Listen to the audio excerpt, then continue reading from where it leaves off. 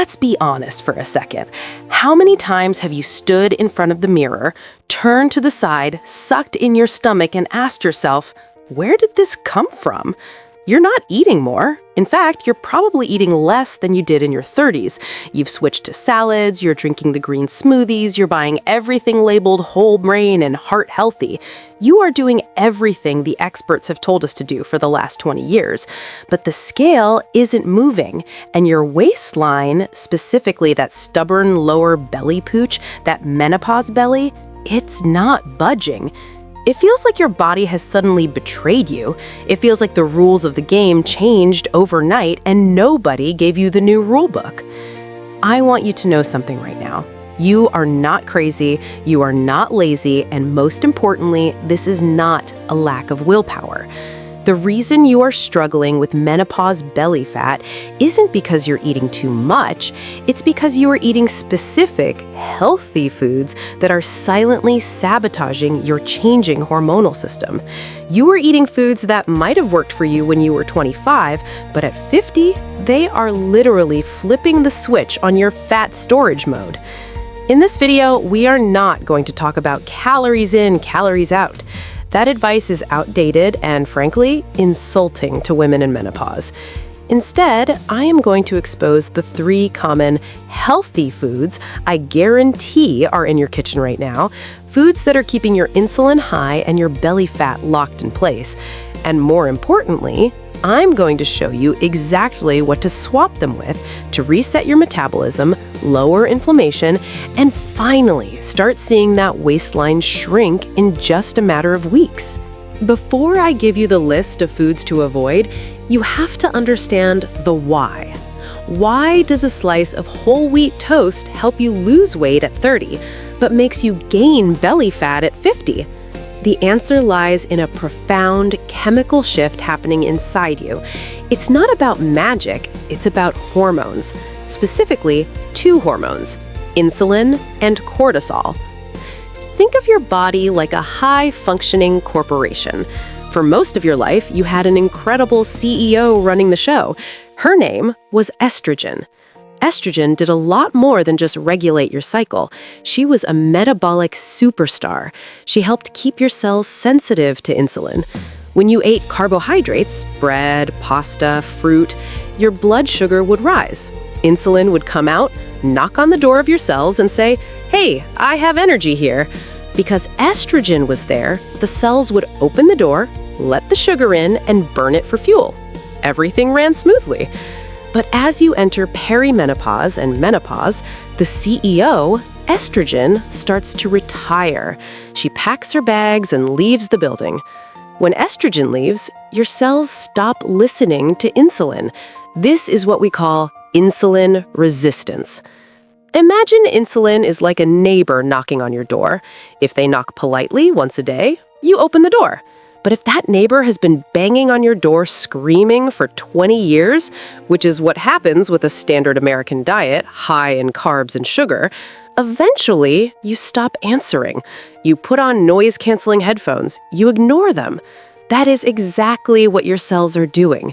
They are ignoring insulin. So you eat a healthy bowl of oatmeal, your blood sugar rises, insulin knocks, the cells say, "No thanks, we're closed." Now your body panics. Your brain sees all this sugar floating in your blood and thinks this is dangerous. So it yells at your pancreas to produce more insulin. It screams louder. Now you have a situation where your blood is flooded with insulin. And here is the critical part that nobody tells you. Insulin is a fat storage hormone. As long as insulin is high in your blood, it is biologically impossible for you to burn fat. It's like trying to drive your car with the parking brake on. You can exercise for 2 hours a day. You can starve yourself. But if that parking brake, insulin, is up, that belly fat is not going anywhere. To make matters worse, we have the second villain, cortisol. Menopause is a stressful time. Aging parents, teenagers, career pressure, sleep deprivation. When you're stressed, your body produces cortisol. It has a very specific job. It prepares you for a fight. It dumps sugar into your bloodstream for quick energy. But you aren't fighting a tiger, you're sitting in traffic. So now you have high sugar, high insulin, and high cortisol. And cortisol has a nasty habit.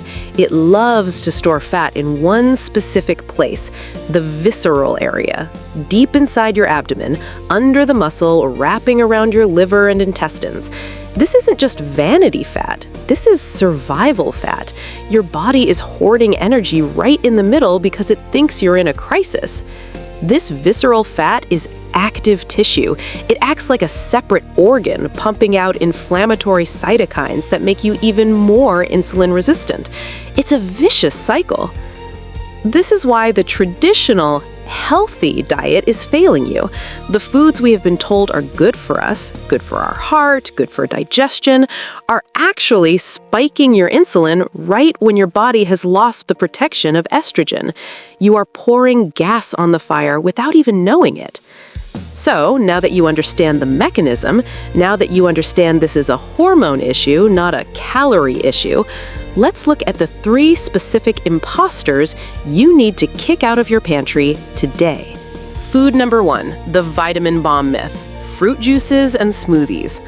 I know this is going to be controversial. We have been programmed to believe that fruit is the holy grail of health. You see the influencers with their giant acai bowls and green juices, and it looks like the epitome of wellness. But physiologically, for a menopausal woman, a large glass of orange juice or a massive fruit smoothie is essentially a metabolic grenade. Here's the problem: fructose. Fruit contains fructose. When you eat a whole piece of fruit, like an apple, you're eating the fiber matrix, the skin, the pulp. This fiber acts like a safety net. It slows down the digestion, so the sugar hits your bloodstream slowly. But when you juice that apple, or when you pulverize it in a high-speed blender, you're destroying that fiber matrix. You're pre-digesting the food. When you drink that smoothie, you're getting a massive, concentrated hit of fructose hitting your system all at once. Now, here's the science.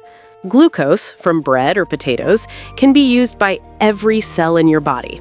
Your muscles can use it, your brain can use it, but fructose is different. Fructose can only be processed by one organ, your liver. When you flood your system with liquid fructose, your liver gets overwhelmed. It's like a traffic jam. The liver cannot process it fast enough for energy, so it has no choice but to convert that fructose immediately into liver fat and visceral fat.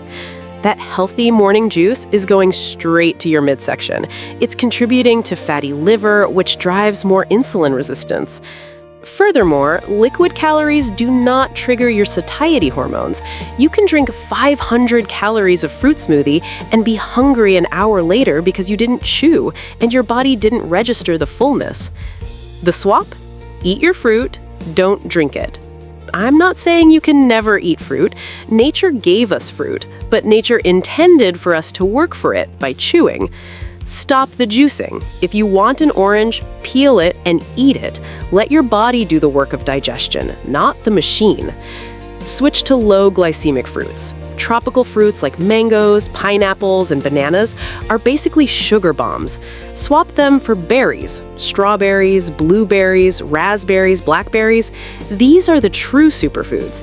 They're packed with antioxidants, they're lower in sugar, and they have seeds that provide fiber. The real green smoothie. If you love your blender, change the ratio. Your smoothie should be 80% vegetables, spinach, kale, cucumber, celery, and maybe 20% berries for a touch of sweetness. And always add a healthy fat like half an avocado or a scoop of almond butter to slow down the absorption.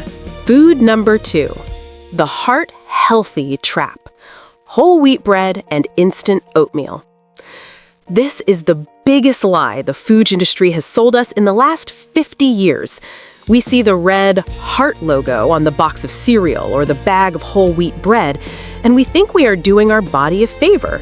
But remember our friend insulin? To a menopausal body that is already insulin resistant, a bowl of instant oatmeal or 2 slices of whole wheat toast is biochemically very similar to eating a candy bar. But it's complex carbs, they say. Technically, yes, but modern wheat and modern oats are highly processed. They are pulverized into a fine flour or rolled flat. This creates a massive surface area. When you eat that toast, your digestive enzymes break it down into glucose almost instantly. It enters your bloodstream at lightning speed. Result? A massive blood sugar spike. Reaction? A massive insulin spike. Outcome? Fat storage mode is locked. If you start your day with toast or oatmeal, you are starting your day on a blood sugar roller coaster. You'll get a burst of energy, then you will crash 2 hours later looking for a snack. Additionally, we need to talk about lectins and gluten. Even if you aren't celiac, modern wheat is highly inflammatory. As we age, our gut lining becomes more permeable. The proteins in these grains can cause low-grade inflammation in the gut. Have you ever noticed that you feel bloated or puffy an hour after eating a sandwich? That isn't fat. That is inflammation. That is your body holding on to water to protect itself from an irritant. Chronic inflammation raises cortisol, and we know what cortisol does. It builds belly fat. The swap. Go savory, not sweet. You need to divorce the idea that breakfast must be grain-based. The golden standard. Eggs. Eggs are nature's multivitamin. The yolk contains choline, which actually helps your liver strip fat. Start your day with 2 or 3 eggs cooked in real butter or olive oil. Add some sautéed spinach. The protein and healthy fat will keep your insulin low and keep you full until lunch. Chia pudding. If you miss the texture of oatmeal, make chia pudding. Soak chia seeds in unsweetened almond milk or coconut milk overnight. Chia seeds are loaded with omega-3 fatty acids, which fight inflammation, and massive amounts of soluble fiber. It creates a gel that is soothing to the gut and has almost zero impact on your blood sugar. Keto/low-carb bread. If you absolutely must have a vehicle for your avocado or butter, look for breads made from almond flour or coconut flour. Read the labels. If the first ingredient is wheat flour, put it back. Food number 3, the low-fat lie. Low-fat yogurt and diet snacks. In the 90s, we were brainwashed to fear fat. We were told that eating fat makes you fat, so we stopped eating butter and started eating margarine. We stopped eating eggs and started eating egg whites. We stopped eating regular yogurt and started eating 0% fat yogurt. And guess what happened? The obesity and diabetes rates skyrocketed. Here is the dirty secret of the low-fat industry. When you remove the fat from food, it tastes like cardboard. It has no texture, no mouthfeel. So, to make it edible, food manufacturers have to add something back in. What do they add? Sugar, high fructose corn syrup, thickeners, artificial flavorings. Go to your fridge and look at that healthy fruit on the bottom low-fat yogurt. Turn it around. Look at the sugar content. It often has as much sugar as a dessert. You think you are having a healthy snack, but you're spiking your insulin just as bad as if you ate ice cream. More importantly, women need fat. Your hormones, estrogen, progesterone, vitamin D, are literally made from cholesterol and fat. Your brain is 60% fat. When you starve your body of healthy fats, you're starving your hormonal system. This causes cravings. Have you ever eaten a low-fat meal and felt unsatisfied, like you needed something else? That is your brain screaming for nutrients. Fat triggers satiety. Fat turns off the hunger signal. Sugar turns it on. The swap. Embrace healthy fats. Full-fat Greek yogurt. If you eat dairy, buy the plain, full-fat, 5% or more Greek yogurt. It has twice the protein and the fat will keep you full. Sweeten it yourself with a few blueberries or a drop of stevia. The real snacks? Stop buying the 100-calorie snacks. They're processed garbage. If you need a snack, grab a handful of walnuts or macadamia nuts. Walnuts are shaped like a brain for a reason. They're incredible for brain health and mental fog, which is common in menopause. Avocados. Eat them every day. The monounsaturated fat in avocados helps reduce inflammation and is amazing for your skin elasticity. Now you have the 3 main culprits to remove, but there is one missing piece of the puzzle. If you change your food, but you miss this next part, you might still struggle. It is not just about what you eat. It is about how often you eat. We've been told to eat small, frequent meals to keep the metabolism burning. Grazing, snacking. For a menopausal woman with insulin resistance, this advice is a disaster. Remember, every time you eat, even if it's healthy food, you spike insulin slightly. If you eat breakfast at 8 a.m., a snack at 10 a.m., lunch at 1 p.m., a snack at 4 p.m., dinner at 7 p.m., and a snack before bed, you are keeping your insulin elevated all day long. You are never giving your body a chance to tap into its fat reserves. You're constantly in fed state, never in fasted state.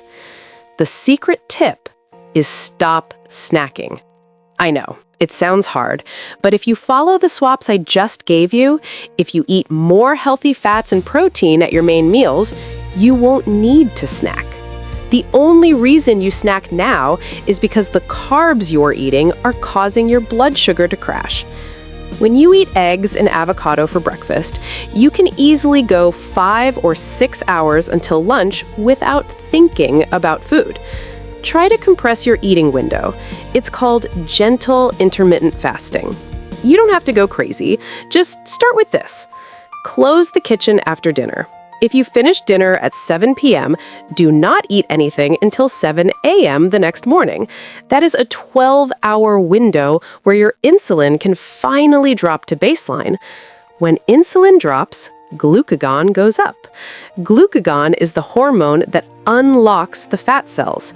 This magic happens while you sleep, but only if you aren't digesting a late-night snack. Once you master 12 hours, try pushing breakfast to 14 hours. Give your body that time to heal, to reduce inflammation, and to finally access that visceral fat for energy. I know this is a lot of information, and I know it can feel overwhelming to think about changing habits you've had for decades. You might feel a little angry that you've been misled by marketing for so long. That is okay. But I want you to feel empowered. The good news is that the female body is incredibly resilient. Even if you are 50, 60, or 70, even if you have been insulin resistant for years, you can reverse this. Your body wants to be healthy. It is just waiting for you to give it the right environment. I want to issue you a challenge. Not a 30-day challenge, just a 7-day challenge. For the next 7 days, I want you to eliminate those 3 imposters. No juice, no wheat or grains, no low-fat sugary snacks. Replace them with eggs, healthy fats, veggies, and moderate protein. Don't worry about the scale yet. Just pay attention to how you feel. Pay attention to your energy. Pay attention to that bloating around your midsection. I guarantee you will feel the difference before you see it. And please come back to this video. Leave a comment below and tell me how you're doing. I read the comments and I want to hear your story. We are building a community of women here who are refusing to accept that getting older means getting heavier. If you found this helpful, please hit that like button. It helps this video reach other women who are struggling just like we were. And make sure you subscribe and hit the bell, because in my next video, I'm going to show you the 3 gentle movements that target deep belly fat without hurting your back or knees. You don't want to miss that. You deserve to feel comfortable in your own skin again. Thank you for spending your time with me today. I'm rooting for you. See you in the next video.